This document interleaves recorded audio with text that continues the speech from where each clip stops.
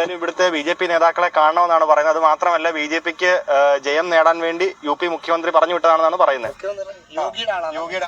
എന്റെ പൊന്നു സുഹൃത്തുക്കളെ, അഘോരികൾ എത്തിയിട്ടുണ്ട്. അഘോരികൾ നമ്മളൊക്കെ കേട്ടിട്ടുള്ള കഥകളൊക്കെ കേട്ടിട്ടുള്ള മനുഷ്യ മാംസം തിന്നുന്നു എന്നൊക്കെ പറയുന്ന ആ അഘോരി സന്യാസിമാര് നമ്മുടെ കേരളത്തിലേക്ക് എത്തിയിട്ടുണ്ട്. എന്തിനെന്നറിയാവോ? ഇവിടെയുള്ള BJPയുടെ ആൾക്കാര് ജയിക്കണമെന്ന് പറഞ്ഞുകൊണ്ട് പൂജ നടത്താൻ. അപ്പൊ എല്ലാവർക്കും കാര്യം വ്യക്തമായല്ലോ. ഈ BJPയുടെ ആൾക്കാര് ആരുടെ ആളുകളാണെന്ന് കൃത്യമായിട്ട് മനസ്സിലായില്ലേ? നമ്മുടെ UP മുഖ്യമന്ത്രിയായിട്ടുള്ള യോഗി ആദിത്യനാഥാണ് അത്ര ഈ അഘോരികളെ പറഞ്ഞിട്ടുള്ളത്. ഇവിടെ വരുവാനും ഇവിടെയുള്ള BJP നേതാക്കൾക്ക് ആശീർവാദം നൽകാനാണ് ആ ദേഹം മുഴുക്കെ ആ ഒരു വെളുത്ത ഭസ്മം പൂശിയിട്ടുള്ള ആ ഒരു അഘോരി എന്ന് പറയുന്ന ഹിന്ദി സന്യാസിമാരൊക്കെ വരുന്നത്. BJPമാരെ മാത്രമാണ് ഈ സന്യാസിമാരെ ആശീർവദിക്കുള്ളൂ കേട്ടോ. നമ്മുടെ കേരളത്തില് നമ്മുടെ ഇന്ത്യയിലെ ഈ മഹത്തായ ഇന്ത്യയില് സന്യാസിമാർ എന്നൊക്കെ വെച്ച് കഴിഞ്ഞാൽ സർവം ത്യജിച്ചവർക്ക്, അവർക്ക് രാഷ്ട്രീയമില്ല, അവർക്ക് പാർട്ടിയില്ല, അവർക്ക് സംഘടനകളൊന്നുമില്ല. അവർ ഈ ലോകം മുഴുവൻ, ഏതെങ്കിലും വിഭാഗം എന്നല്ല കേട്ടോ, ഈ ലോകം മുഴുവൻ നേരെ ആവണേ, ഈ ലോകം മുഴുവൻ നല്ല രീതിയിൽ പോകണേ എന്നൊക്കെ വിചാരിച്ച് നടക്കുന്ന ആളുകൾ എന്നാണ് നമ്മളൊക്കെ സന്യാസിമാരെ കുറിച്ച് പഠിച്ചിട്ടുള്ളത്. പക്ഷെ ഇവിടെ ഒരു പ്രത്യേക സംഘടന അല്ലെങ്കിൽ ഒരു പ്രത്യേക പാർട്ടി, ഒരു രാഷ്ട്രീയ പാർട്ടിയിലത്തെ ആളുകൾ മാത്രം വിജയിക്കണം എന്ന ആഗ്രഹവുമായിട്ടാണ് ചില രാഷ്ട്രീയ സന്യാസിമാര് ഇവിടേക്ക് വന്നിട്ടുള്ളത്.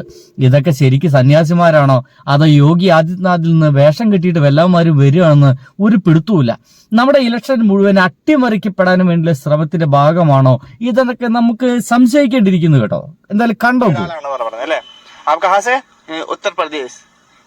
ഉത്തർപ്രദേശ് आशीर्वाद देने के लिए BJP को बहुत वोटों से जीत होगा BJP का. എങ്ങനെയുണ്ട്? എല്ലാവരും BJPക്ക് വോട്ട് ചെയ്യാൻ വേണ്ടിയിട്ട് ആശീർവാദം നൽകാൻ വേണ്ടിയിട്ട് UP എന്ന് വന്നതാ. UPയിൽ ആശീർവാദം കൊടുത്ത് അവിടെ ഇപ്പൊ മനുഷ്യന്മാർക്ക് ജീവിക്കാൻ പറ്റാതായിട്ടുണ്ട്. കാരണം അവിടെ മനുഷ്യരെക്കാൾ വില അവരിപ്പോ നൽകുന്നത് പശുക്കൾക്കാണ്. അതുകൊണ്ട് പശുവിന് ആംബുലൻസ് ഒക്കെ ഉണ്ട്. പക്ഷേ സാധാരണ മനുഷ്യർക്ക് വല്ല അപകടം പറ്റിക്കഴിഞ്ഞാൽ ആംബുലൻസ് കൊണ്ടുപോകാനില്ല. അവിടെ പശുവിന്റെ പേരിലാണ് തർക്കം മുഴുവൻ. ഇങ്ങനെ അവിടെ UPയിൽ നമുക്കറിയാം, ഉത്തരേന്ത്യ മുഴുവൻ ഈ അടുത്ത കാലത്ത് വരെ ഇലക്ഷന് തർക്കമായി മാറിയത് രാം മന്ദിരമായിരുന്നു, രാമക്ഷേത്രമായിരുന്നു. ഇപ്പൊ അവസാനം അത് നിർമ്മിച്ചു, അതിപ്പോ പറയാനില്ല. അതേപോലെ കേരളത്തിലേക്കും കൊണ്ടുവന്നിട്ടുണ്ട് കുറെ സംഗതി. കേരളത്തിൽ ആദ്യം ഇവര് പിടിക്കാൻ നോക്കിയത് അയ്യപ്പനായിരുന്നു. പക്ഷെ അയ്യപ്പനായിട്ട് കയ്യിൽ കിട്ടുന്നില്ല. അങ്ങനെ കയ്യിൽ കിട്ടുമെന്ന് വിചാരിച്ച ആൾക്കാർ മുഴുവൻ വൻ നഷ്ടമാണ് ഉണ്ടായത്. അയ്യപ്പനെ വിട്ടിട്ട് അവസാനം ഇപ്പൊ കൊടുങ്ങല്ലൂർ അമ്മയെ കിട്ടുമെന്ന് നോക്കിയത്. പക്ഷെ അതൊരു സീസൺ, ഈ ഒരു സമയത്ത് 2-3 ദിവസം മാത്രമേ കൊടുങ്ങല്ലൂർ അമ്മയുമായി ബന്ധപ്പെട്ട കാര്യങ്ങളൊക്കെ നടക്കുള്ളതുകൊണ്ട് ഇപ്പൊ കൊടുങ്ങല്ലൂർ അമ്മയെ വിട്ടു.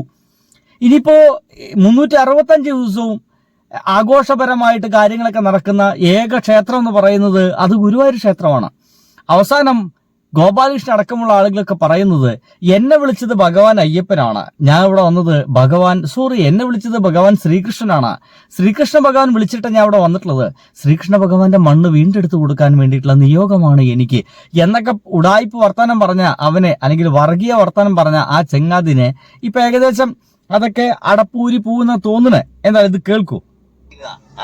इधर BJP को नई जस्ट टाइम सीट हो जाएगा. हाँ, सन 2026 अपनी BJP रहेगी. കണ്ടില്ലേ? ഇവിടെ ഒരു സീറ്റും ഇല്ല എന്റെ പൊന്നു സ്വാമി. ഇവിടെ വന്നിട്ട് എന്തിനാണ് വെറുതെ ആശീർവാദം കൊടുക്കുന്നത് എന്ന് ചോദിക്കുമ്പോൾ ഇത്തവണ സീറ്റ് കിട്ടും, ഞാൻ ആശീർവാദം കൊടുക്കാനാണ് വന്നിരിക്കുന്നത്, ഞാൻ ആശീർവദിച്ചാൽ സീറ്റ് കിട്ടുമെന്നാണ് ഈ സന്യാസി പറയുന്നത്. ഒന്ന് ആലോചിച്ച് നോക്കിയേ. നമ്മുടെ കേരളത്തില് ഈ അടുത്ത കാലം വരെ ഇമാതിരി പരിപാടികൾ നമ്മൾ കണ്ടിട്ടില്ല. ഇമാതിരി പരിപാടികൾ ഇല്ലെന്നേ. ഇവിടെ വളരെ നീറ്റായിട്ട് ഇലക്ഷൻ നടക്കുന്നു, രാഷ്ട്രീയം പറയുന്നു, അല്ലേ? രാഷ്ട്രീയം പറയുന്നു. ഇവിടെ വികസനം നടക്കുന്നുണ്ടോ എന്നുള്ള കാര്യങ്ങളൊക്കെ ചർച്ച ചെയ്യപ്പെടുന്നു. ഇവിടെ വികസനത്തിന്റെ ഭാഗമായിട്ട് സ്കൂളുകളൊക്കെ വൃത്തിയായിട്ട് പോകുന്നുണ്ടോ എന്ന് ചർച്ച ചെയ്യുന്നു. ഇവിടെ ആരോഗ്യരംഗം എത്രത്തോളം നല്ലതാണെന്നൊക്കെ ചർച്ച ചെയ്യപ്പെടുന്നു. ഇവിടെ റോഡുകൾ നല്ലതുപോലെ പോകുന്നുണ്ടോ എന്നൊക്കെ ചർച്ച ചെയ്യപ്പെടുന്നു. ഇവിടുത്തെ ജീവിത നിലവാരം ഉയരുന്നുണ്ടോ എന്ന് ചർച്ച ചെയ്യപ്പെടുന്നു, അല്ലേ?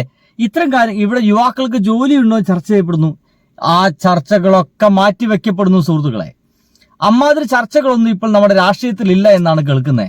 അതിന് പകരമായിട്ട് ചർച്ച നടക്കുന്നത് എത്രത്തോളം അഘോരി സന്യാസിമാര് വന്നു, ഏതൊക്കെ ഭഗവാന്റെ അയ്യപ്പന്റെ അല്ലെങ്കിൽ ഏതൊക്കെ ഭഗവാന്മാരുടെ ഏതൊക്കെ ഭഗവതിമാരുടെ മണ്ണ് മാപ്പിളാരുടെ കയ്യിലുണ്ട്, ഏതൊക്കെ മണ്ണാണ് ഇനി പിടിച്ചിട്ട് അവിടുത്തെ ഹിന്ദു MLA മാർക്ക് കൊടുക്കേണ്ടത്. ഒന്ന് ആലോചിച്ചൊക്കെ, എത്ര പച്ചക്കാണ് ഹിന്ദു MLA എന്ന് പറഞ്ഞു കഴിഞ്ഞ്.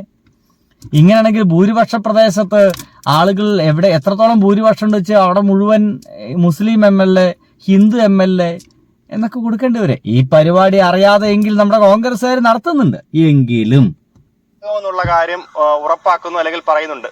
വേറൊരു പ്രത്യേകത എന്ന് പറയുന്നത്, നമ്മൾ ഈ ചിത്രങ്ങളിലൊക്കെ കാണുന്ന ഈ ഡ്രസ്സൊന്നും ഇല്ലാത്ത സ്വാമിമാരില്ലേ, അങ്ങനത്തെ ഒരു സ്വാമിയാണ് ഈ വണ്ടിയുടെ ഫ്രണ്ടിലിരിക്കുന്നത്. അഘോരി. പൊന്നു മക്കൾ, ആ ചെങ്ങായിക്ക് അടിവസ്ത്രമൊന്നും ഇല്ല തോന്നുന്നുണ്ടാ. വസ്ത്രമൊന്നും ഇല്ലാത്തൊരു സാധനം അത്ര വന്നിരിക്കുന്നവര് വസ്ത്രമൊക്കെ ഉണ്ട്. പക്ഷെ ഫ്രണ്ടിലിരിക്കുന്ന സ്വാമിക്ക് വസ്ത്രങ്ങളൊന്നും ഇല്ല. അങ്ങനത്തെ ഒരു സ്വാമിയാണ്. എന്തായാലും നമ്മൾ ഇവിടുത്തെ ജില്ലാ പ്രസിഡന്റ് കൂടിയായ കരമന ജയന്റെ നമ്പർ കൊടുത്തിട്ടുണ്ട്. ഒരു MLA കാണണമെന്നാണ് പറയുന്നത്. നമുക്കിവിടെ BJP MLA ഒന്നും കാണിച്ചു കൊടുക്കാനില്ല. യോഗി പറഞ്ഞിട്ട് വന്ന ആളായതുകൊണ്ട് സ്വാഭാവികമായിട്ടും UDFന്റെ LDFന്റെ MLA ഒന്നും കാണിച്ചു കൊടുക്കാൻ പറ്റില്ല. എന്തായാലും കരമന ജയന്റെ നമ്പർ കൊടുത്തിട്ടുണ്ട്. അവര് വിളിക്കുന്നുണ്ടായിരുന്നു.